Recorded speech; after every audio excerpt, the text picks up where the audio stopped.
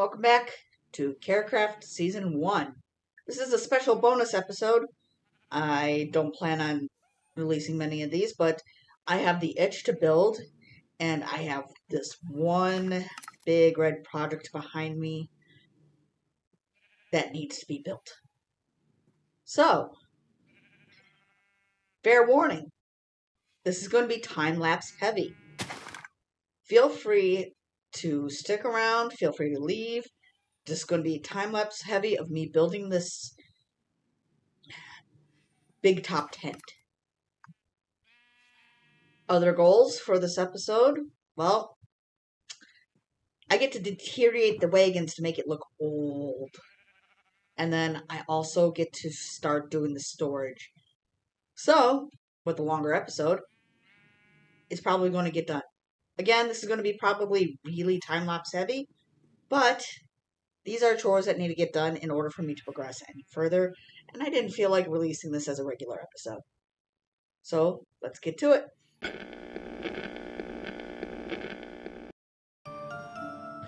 So this is probably the only time you're going to hear this voiceover this entire video, but this is just, it's been a week. I actually came down with COVID, and I've been off the entire week, so one of these days I was like, just get the editing done, let's get this out there. So at the end of the video, you're going to hear my stuffy voice again. And it's probably going to be sounding like that for the next video or two.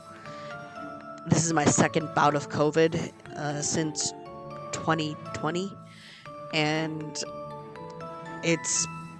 I'm averaging every other year at this point. So I've had a lot of time to play, a lot of time to do stuff. And it's driving me nuts because I want to be at work. For those that don't know, I work security in a booth where I have a lot of downtime, so my job allows me to bring my laptop so I can play on my computer. And this is why a lot of this stuff gets done super fast. I get bored at work. I have nothing else better to do. Anyways, enjoy the rest of the video. The background music here is actually from inside the actual film video editing software that I use. I use Filmora, and it has some free music I can use commercially. The song here is called Only Here, and it's under the suspense section, suspense and horror. I just used it a couple times. I don't want to record on my ocarina while I'm sick, and this is a long video. I usually speed up my recordings to 4 times this speed, and these recordings are already sped up 8 times the build speed, the actual recording time. So you're usually seeing them at 32 times their original speed. So this took me probably 3 or 4 hours to complete in total, at least from my recordings. And it was a fun project. As I said, as I'm going to say in the end, I took some inspiration from Baraboo, Wisconsin Circus World Museum, and I highly recommend that if you do a road trip up to Wisconsin and go towards the Wisconsin Dells, take a day, go to Baraboo, go see the Circus World Museum. It is amazing to see the artifacts on display.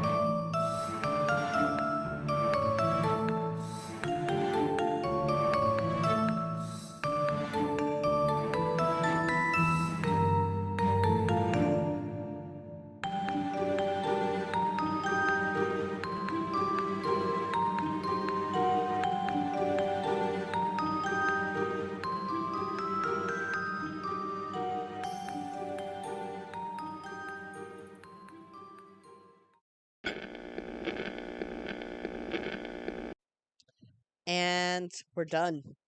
This was a labor of love. I had a long shift at work, so I thought I'd get it done. And it looks like Dino dropped off a present. I love him. I actually do have plans for him and a few other armor stand figures in the future. And I already talked to Dino about moving him in case I have to. I actually plan on putting in some villagers where you see those iron bars. And he looks amazing as it is. I do plan on dyeing that armor, and he's going to be looking a little bit more fun in the future. But for now, he's going to just sit and stand guard at the tent entrance. As you can see, I updated the map already. It looks amazing from the top. It's a peppermint swirl. Anyways, I actually took some inspiration from the Circus World Museum tent. Well, one of their tents. Uh, for those who don't know, Circus World Museum is a circus museum in Baraboo, Wisconsin, close to the Wisconsin Dells. And they have summer performances and they house a lot of the circus memorabilia from the golden age of circuses when there was traveling circuses. They are very humane to their animals, and it is just a wonderful piece of history right there in Baraboo. Anyways, that is it for this special episode. Oh wait, I did forget to show you. I did deteriorate some of the wagons. I need to pick up some more spider webs, and I did organize the farm storage. The farms, I basically built up the dropper towers to a few blocks higher and added hoppers. And while they don't necessarily go to the bottom yet, they are filling up at the top first. Kelp's always going to be the slowest one there. The only one I haven't done is this wagon as far as farm storage, but that is because I got to move the enchanting setup. Some wagons had their outsides renovated. As you can see, I did deteriorate some of the wagons. Some of the planks are missing. Um, a few cobwebs here and there. It's supposed to look old. Not too old, but old. Like it's been abandoned for a little bit. I can't have cobwebs everywhere because then there'd be no point. But the sugarcane farm is definitely working it completely. And then, yes, I altered this one's out exterior so that I could get chicken in. I actually put most of the chicken in the cooker already, but there's definitely some feathers in there. And this one's got a little bit more of the cobweb treatment. This one's also been working overtime. I've had to actually empty out this chest a few times just to make just to put it all into the composter. But the exterior's got some work done. It's not completely the best. This one you actually have to enter. Bamboo's working overtime too, which is a good thing. I don't have to put in the special circuit for that. And making this stuff look weathered and old is kind of fun. I did run out of cobwebs. I am looking for a mine shaft to steal more cobwebs from because the exterior of this one needs a lot of work. But that is it for this episode. Again, I love this tent. I'm not a huge fan of the anchors, but without the anchors, it kind of looks a little wonky. And I definitely love the peppermint swirl top. It's not consistent, and that's what I love about it. It's got some character to it, like some of the dye ran off or stuff like that. But it definitely looks pretty cool from the top.